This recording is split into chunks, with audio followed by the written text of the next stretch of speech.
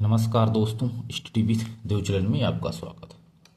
दोस्तों, पिछली वीडियो में हमने सुप्रीम कोर्ट को देख लिया है, यानी जनहित याचिका और जैसे लोकहितवाद जिसे कहते हैं, यहाँ तक हमने चर्चा किया था। आइए देखते हैं उच्च न्यायालय।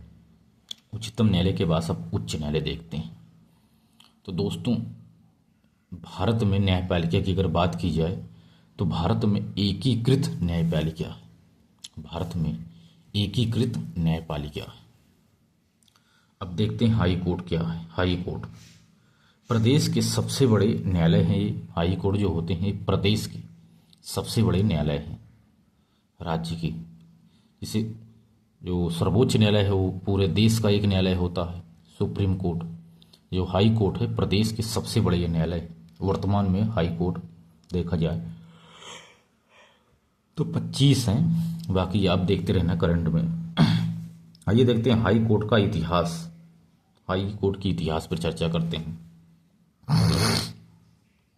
सबसे पहले 1862 ईस्वी में 3 हाई कोर्ट की स्थापना हुई थी, कलकत्ता, बम्बई, मद्रास। हमने इसके बारे में पूरा डिटेल से पढ़ाया है आधुनिक इतिहास में। 1862 में 1866 में इलाहाबाद हाई कोर्ट की स्थापना होती है। 1866 में इलाहाबाद हाई कोर्ट की स्थापना होती है। इसके बाद आर्टिकल 214 कहता है कि हर राज्य में एक हाई कोर्ट होगा। आर्टिकल 214 यही कहता है कि हर राज्य में एक हाई कोर्ट होगा। आर्टिकल 231 क्या कहता है? संसद की शक्ति क्या है? संसद की शक्ति क्या है? आर्टिकल 231 यही कहता है कि एक हाई कोर्ट के एक से अधिक राज्यों का कार्य देखता, मतलब एक हाई कोर्ट यानी एक हाई कोर्ट एक से अधिक राज्यों का कार्य देख सकता है। यह आर्टिकल 231 कहता है। कोई भी राज्य हो 2-3 राज्यों का कार्य देख सकता है एक हाई कोर्ट। ये आर्टिकल 231 में कहा गया है। एक आर्टिकल है 241। इसमें क्या कहा गया है? 241 कहता है कि संसद यूटी यानी जो केंद्र शासित प्रदेश है, यूनियन टेरिटरी के लिए अलग हाई कोर्ट बना सकती है। जैसे दिल्ली हाई कोर्ट, तो संसद यूटी के लिए भी अलग हाई कोर्ट बना सकता है।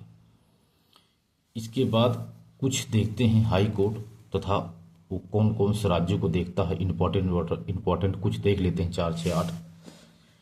पहला है Guwahati high court. Guwahati high court 4 राज्यों को देखता है, यानी असम, मध्य जो अरुणाचल प्रदेश है, नागालैंड है, मिजोरम है। मिजोरम, नागालैंड, अरुणाचल प्रदेश, असम, 4 राज्यों का कार्यभार गुवाहाटी हाई कोर्ट के ऊपर है। एक है मुंबई हाई कोर्ट, या 2 राज्य और 1 यूनियन टेरिटरी को देखता है, यानी महाराष्ट्र, गोवा 2 राज्य को देखता है तथा दादरा नागर हवेली तथा दमन दीव, इसका भी कार्यभार इसी मुंबई हाई कोर्ट के ऊपर है। एक है पंजाब एवं हरियाणा का हाई कोर्ट। इसमें 2 राज्य प्लस 1 यूनियन टेरिटरी के कार्यभार को देखता है, जैसे पंजाब, हरियाणा और चंडीगढ़, तीनों का कार्यभार पंजाब एवं हरियाणा हाई कोर्ट देखता है। एक अगला है कोलकाता हाई कोर्ट। ये भी बड़ा हाई कोर्ट है। यह 1 राज्य 1 यूनियन टेरिटरी को देखता है, जैसे पश्चिम बंगाल राज्य को देखता है तथा अंडमान निकोबार द्वीप समूह। इन दोनों का कार्यभार इस कोलकाता हाई कोर्ट के ऊपर है। चेन्नई हाई कोर्ट, इसमें भी 1 राज्य और 1 यूनियन टेरिटरी का कार्यभार देखता है चेन्नई, जैसे तमिलनाडु का कार्यभार पुडुचेरी केंद्र शासित प्रदेश का कार्यभार चेन्नई हाई कोर्ट देखता है। एक है Kerala high court. Kerala high court भी 1 राज्य और 1 यूनियन टेरिटरी को देखता है, केरल राज्य का तथा लक्षद्वीप। लक्षद्वीप है, ये भी एक समूह है। इन दोनों का कार्यभार केरल हाई कोर्ट देखता है।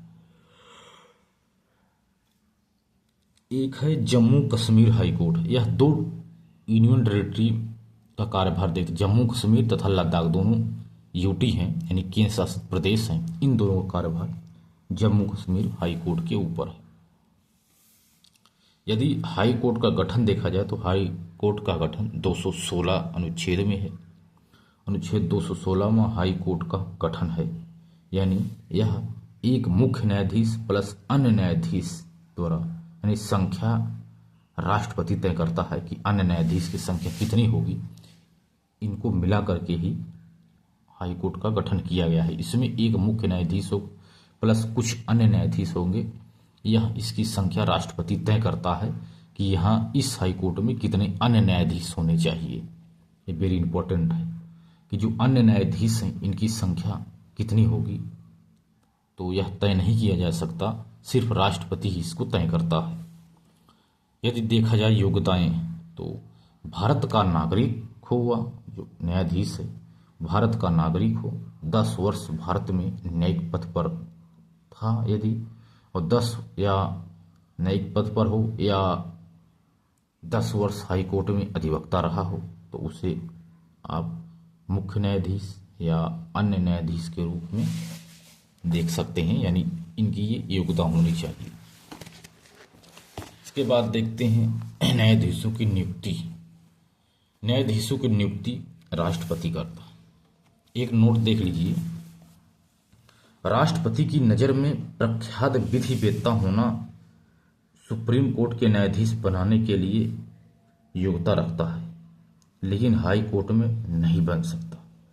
ये नोट है दोस्तों। यदि पूछा जाए कि हाई कोर्ट में जो बनेगा जज या न्यायाधीश, क्या वह जो न्यायाधीश या प्रमुख विधि वेत्ता हो राष्ट्रपति की नज़र में, क्या हाई कोर्ट का न्यायाधीश बन सकता है? तो दोस्तों नहीं बन सकता, लेकिन सुप्रीम कोर्ट में बन सकता है। यानी राष्ट्रपति की नज़र में प्रख्यात जो विधि वेत्ता होगा सुप्रीम कोर्ट के न्यायाधीश बन सकता है।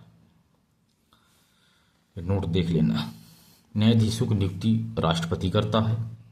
मुख्य न्यायाधीश की नियुक्ति जो होता है राज्यपाल, जो मुख्य न्यायाधीश है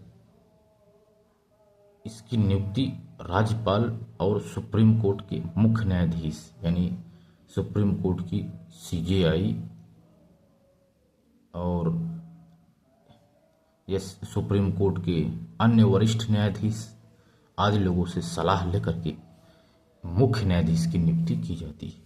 न्यायाधीशों की नियुक्ति राष्ट्रपति करता है, लेकिन जो मुख्य न्यायाधीश की नियुक्ति है वह राज्यपाल करता है। सुप्रीम कोर्ट के मुख्य न्यायाधीश तथा सुप्रीम कोर्ट के अन्य वरिष्ठ न्यायाधीशों की सलाह से इनकी मुख्य न्यायाधीश की नियुक्ति की जाती है।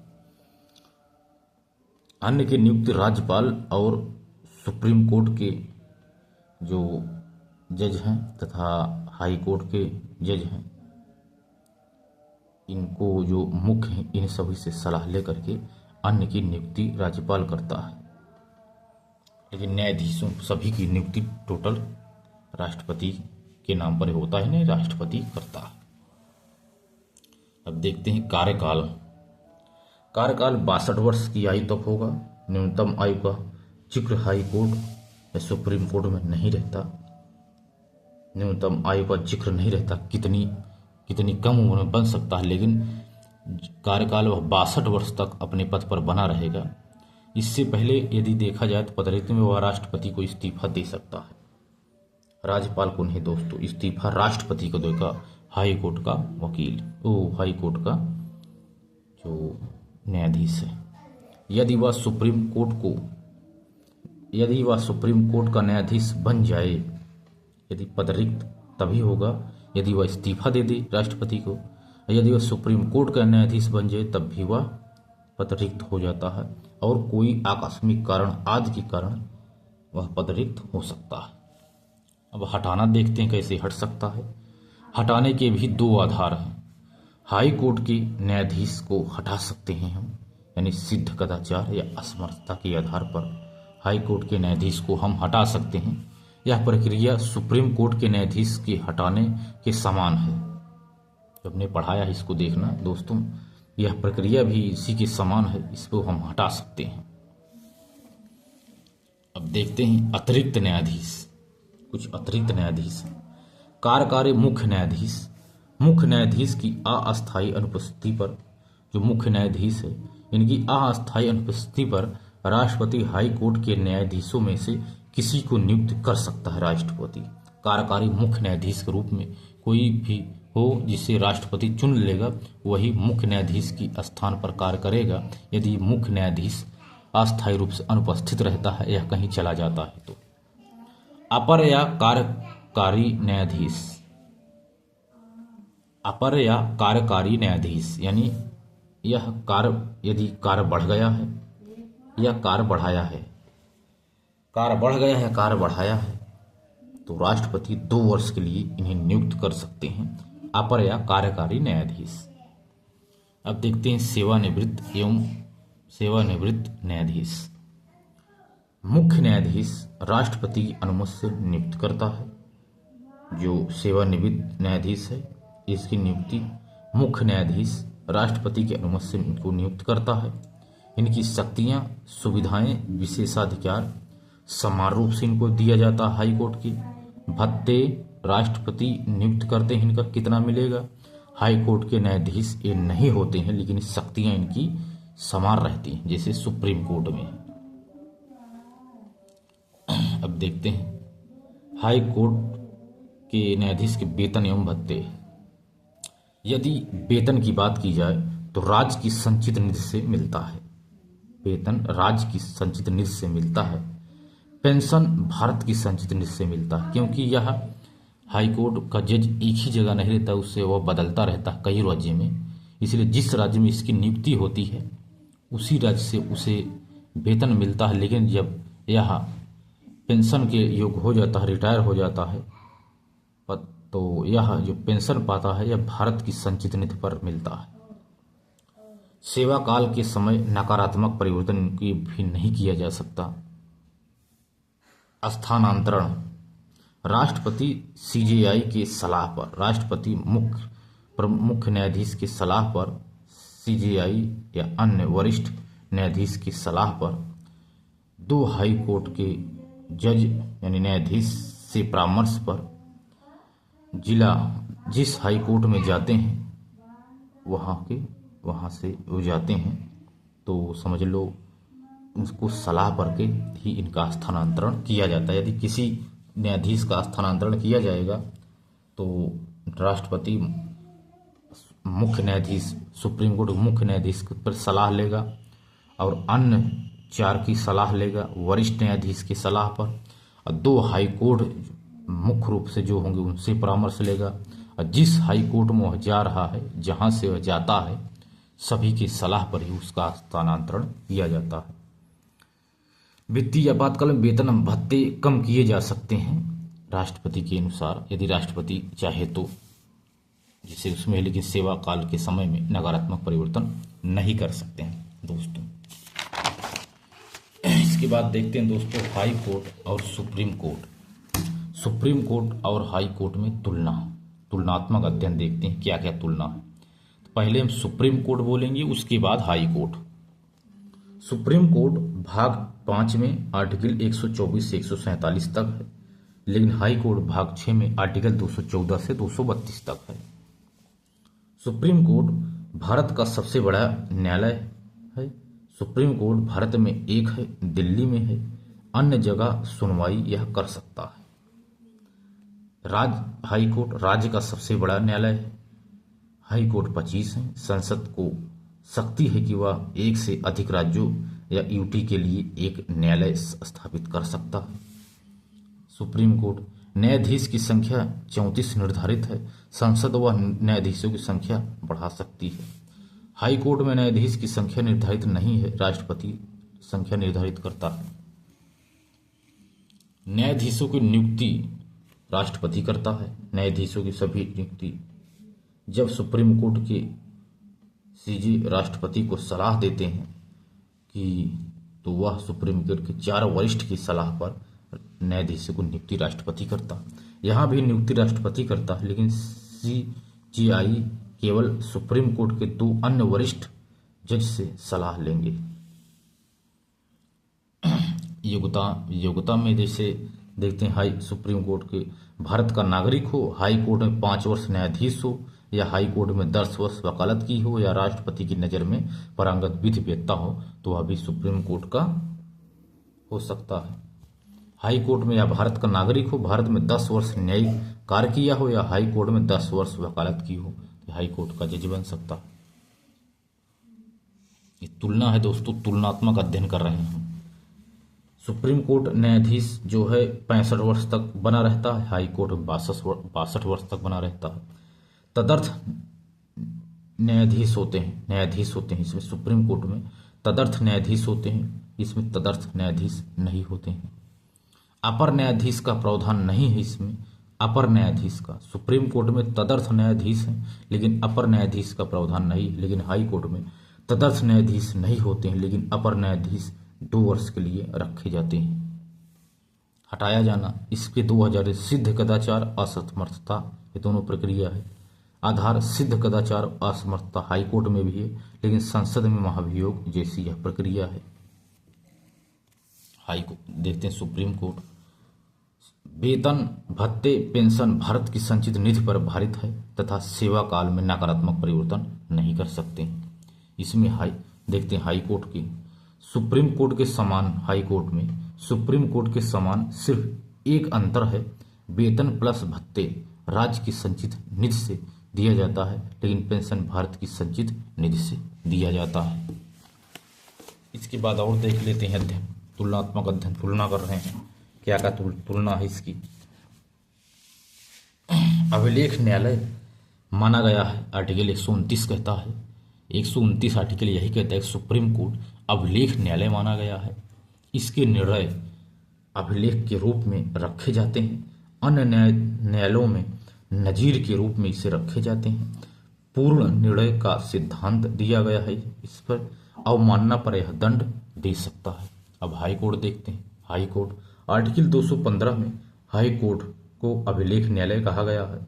यदि 129 में उच्चतम न्यायालय को अभिलेख न्यायालय माना गया है तो आर्टिकल 215 में हाई कोर्ट को अभिलेख न्यायालय माना गया है। हाई कोर्ट के निर्णय अधीनस्थ न्यायालयों में भेजे जाते हैं। हाई कोर्ट के निर्णय सुप्रीम कोर्ट के लिए बाध्यकारी नहीं है। अवमानना पर दंड दे सकता है, यह अधीनस्थ न्यायालयों की अवमानना पर दंड देता है। यह हाई कोर्ट हो गया। और देखते हैं दोस्तों, सुप्रीम कोर्ट आर्टिकल 32 के तहत रिट जारी करता है लेकिन हाई कोर्ट आर्टिकल 226 के तहत रिट जारी करता है। हाई कोर्ट में मौलिक संबंध है, मौलिक संबंध में अन्य मामलों को भी वह रिट जारी करता है। सुप्रीम कोर्ट या नहीं जारी करता। जो हाई कोर्ट इसकी शक्ति जो है रिट करने की शक्ति ज़्यादा है क्योंकि मौलिक अधिकारों के संबंध में तो करता ही है लेकिन अन्य मामलों में भी यह रिट जारी कर सकता है। लेकिन सुप्रीम कोर्ट केवल मौलिक अधिकारों के उल्लंघन पर ही यह रिट जारी कर सकता है। एक नोट है, आर्टिकल 32 स्वयं एक फंडामेंटल राइट है दोस्तों, इसको देखना, नोट है। आर्टिकल 32 स्वयं में एक मौलिक अधिकार है। और देखते हैं सुप्रीम कोर्ट। सुप्रीम कोर्ट संविधान की रक्षा एवं व्याख्या करता है। हाई कोर्ट संविधान की रक्षा करता है लेकिन व्याख्या नहीं करता है। ये नोट करना दोस्तों, तुलनात्मक अध्ययन है। जो सुप्रीम कोर्ट है संविधान की रक्षा करता है एवं संविधान की व्याख्या करता है, लेकिन हाई कोर्ट संविधान की रक्षा तो करता है लेकिन संविधान की व्याख्या नहीं करता। आर्टिकल 143 के तहत राष्ट्रपति सुप्रीम कोर्ट से सलाह ले सकता है। इसमें राष्ट्रपति को परामर्श देने की शक्ति नहीं है। जो हाई कोर्ट को राष्ट्रपति को परामर्श देने की शक्ति नहीं है। इसमें क्या है, सुप्रीम कोर्ट न्यायिक समीक्षा कर सकता है, केंद्र राज्य दोनों की न्यायिक समीक्षा करता सकता है सुप्रीम कोर्ट, लेकिन हाई कोर्ट न्यायिक समीक्षा केंद्र प्लस राज्य दोनों की जो न्यायिक समीक्षा है यह भी कर सकता है, न्यायिक समीक्षा कर सकता है, लेकिन केवल राज्य हो तो केंद्र राज्य दोनों की समीक्षा ये नहीं कर सकता, जो सुप्रीम कोर्ट कर सकता है। सुप्रीम कोर्ट का अवकाश प्राप्त न्यायाधीश किसी भी न्यायालय में वकालत नहीं कर सकता है। जो सुप्रीम कोर्ट का न्यायाधीश है यदि वह सेवानिवृत्त हो गया है तो कहीं भी अवकाश प्राप्त है तो कहीं भी न्यायालय में वकालत नहीं कर सकता। लेकिन हाई कोर्ट का रिटायर्ड जज सुप्रीम कोर्ट तथा हाई कोर्ट जिसमें वह जज रहा हो उसको छोड़कर, सुप्रीम कोर्ट और हाई कोर्ट जिसमें वह जज रहा उसको छोड़कर में वह वकालत कर सकता है दोस्तों। तो दोस्तों ये था हाई कोर्ट को हमने पूरी तरह से देख लिया है एक ही वीडियो में। तो दोस्त यदि आपको क्लास अच्छा लगता हो तो चैनल को जरूर सब्सक्राइब कर लेना दोस्तों। तो मिलते हैं और बेहतरीन क्लास में, तब तक के लिए धन्यवाद।